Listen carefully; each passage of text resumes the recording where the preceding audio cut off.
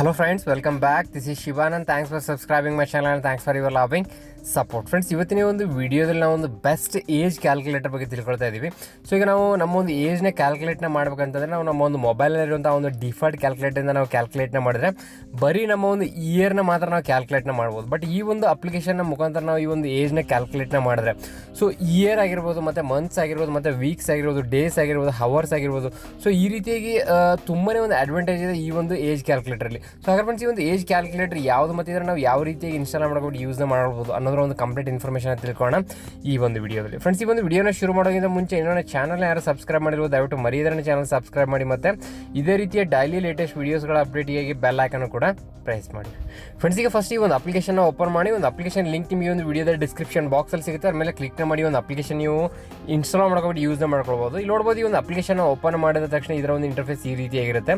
So ಇಲ್ಲಿ ಮೇಲೆ date of birth ಅಂತ ಇದೆ. ಸೊ ಇಲ್ಲಿ ಅದರ ಪಕ್ಕದಲ್ಲಿ ಕಾಣಿಸುವಂಥ ಈ ಒಂದು ಕ್ಯಾಲೆಂಡರ್ ಮೇಲೆ ನಾವು ಒಂದು ಕ್ಲಿಕ್ನ ಮಾಡೋಗುತ್ತೆ. ಅದ್ರ ಮೇಲೆ ಕ್ಲಿಕ್ನ ಮಾಡಿ.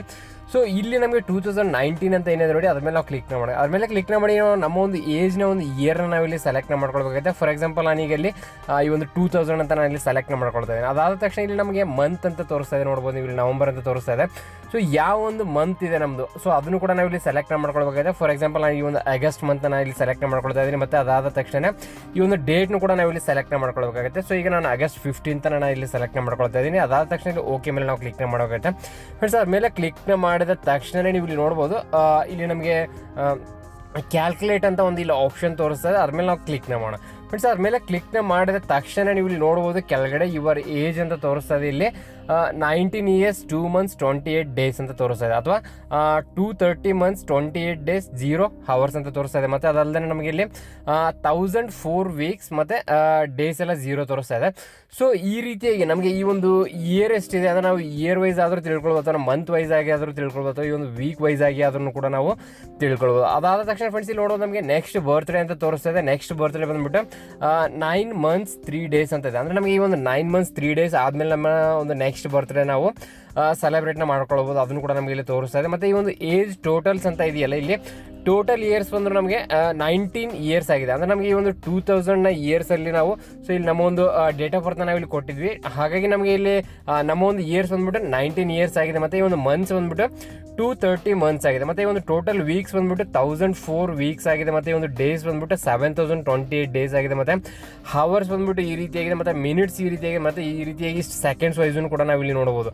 ಅಂದರೆ year, month, week, days, hours ಮತ್ತು ಮಿನಿಟ್ಸ್, ಸೆಕೆಂಡ್ಸ್ ವೈಸ್ನು ಕೂಡ ನಾವು ಇಲ್ಲಿ ಕಂಪ್ಲೀಟ್ ಆಗಿ ತಿಳ್ಕೊಳ್ಬೋದು ಈ ಒಂದು ಅಪ್ಲಿಕೇಶನ್. ಫ್ರೆಂಡ್ಸ್, ಇಲ್ಲಿ ನೋಡೋದು ಅಪ್ಕಮಿಂಗ್ ಬರ್ತ್ಡೇಸ್ ಅಂತ ಇದೆ. ನಮಗೆ ಇಲ್ಲಿ ಯಾವ ಒಂದು ಡೇಲಿ ಬರುತ್ತೆ ನಮ್ಮ ಒಂದು ನೆಕ್ಸ್ಟ್ ಇಯರ್ನ ಒಂದು ಬರ್ತ್ಡೇ ಅಂತ ಕೂಡ ನಮಗೆ ಇಲ್ಲಿ ತೋರಿಸುತ್ತೆ. ಸೊ ಇಲ್ಲಿ ಆಗಸ್ಟ್ 15 2020 ಬಂದ್ಬಿಟ್ಟು ಇದು ಸ್ಯಾಟರ್ಡೇ ಬರುತ್ತೆ. ಮತ್ತು ಈ ಒಂದು 21 ಸಂಡೇ ಬರುತ್ತೆ, 22 ಮಂಡೇ ಬರುತ್ತೆ. ಸೊ ಈ ರೀತಿಯಾಗಿ ನಮಗೆ ಅಪ್ ಟು 29 ನಮಗೆ ಇಲ್ಲಿ ಯಾವ ಒಂದು ಡೇಸಲ್ಲಿ ನಮ್ಮ ಒಂದು ಬರ್ತ್ಡೇ ಬರ್ಬೋದು ಅಂತ ಕೂಡ ನಾವು ತುಂಬಾ ಈಸಿಯಾಗಿ ಈ ಒಂದು ಅಪ್ಲಿಕೇಶನ್ ಮುಖಾಂತರ ನಾವು ತಿಳ್ಕೊಳ್ಬೋದು. ಸೊ ಅದಾದ ತಕ್ಷಣ ಫ್ರೆಂಡ್ಸ್, ಈಗ ಬ್ಯಾಕ್ ಬರೋಣ. ಈ ಒಂದು ಬ್ಯಾಕ್ ಬಂದ ತಕ್ಷಣ ಇಲ್ಲಿ ನೋಡ್ಬೋದು ಆ್ಯಡ್ ಫ್ಯಾಮಿಲಿ ಆ್ಯಂಡ್ ಫ್ರೆಂಡ್ಸ್ ಅಂತ ಇದೆಯಲ್ಲ, ಅದ್ರ ಮೇಲೆ ನಾವು ಕ್ಲಿಕ್ನ ಮಾಡೋದು. ಅದ್ಮೇಲೆ ಕ್ಲಿಕ್ನ ಮಾಡಿ.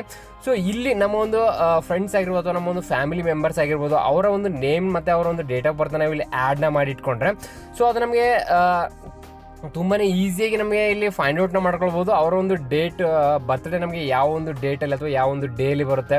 ಸೊ ಅದನ್ನು ನಾವು ತುಂಬಾ ಈಸಿಯಾಗಿ ನಾವು ಇಲ್ಲಿ ಸೆಟ್ನ ಮಾಡ್ಕೊಳ್ಬೋದು ಆ್ಯಸ್ ಎ ರಿಮೈಂಡರ್ ಆಗಿ.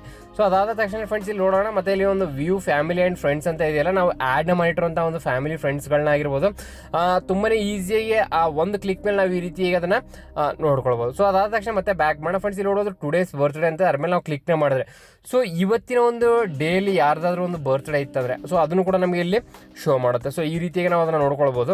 ಸೊ ಫ್ರೆಂಡ್ಸ್, ಈ ರೀತಿ ಈ ಒಂದು ಅಪ್ಲಿಕೇಶನ್ನ ಮುಖಾಂತರ ನಿಮ್ಮ ಒಂದು ಡೇಟ್ ಆಫ್ ಬರ್ತ್ ಅಂದರೆ ನಿಮ್ಮ ಒಂದು ಏಜ್ ಏನಿದೆ ಆ ಒಂದು ಏಜ್ನ ನಾವು ಈ ಒಂದು ಮಂತ್ಸ್ಗಳಲ್ಲಿ ಕನ್ವರ್ಟ್ನ ಮಾಡಿದ್ರೆ ಎಷ್ಟಾಗುತ್ತೆ, ಡೇಸ್ಗಳಲ್ಲಿ ಕನ್ವರ್ಟ್ನ ಮಾಡಿದ್ರೆ ಎಷ್ಟು ಡೇ ಆಗುತ್ತೆ.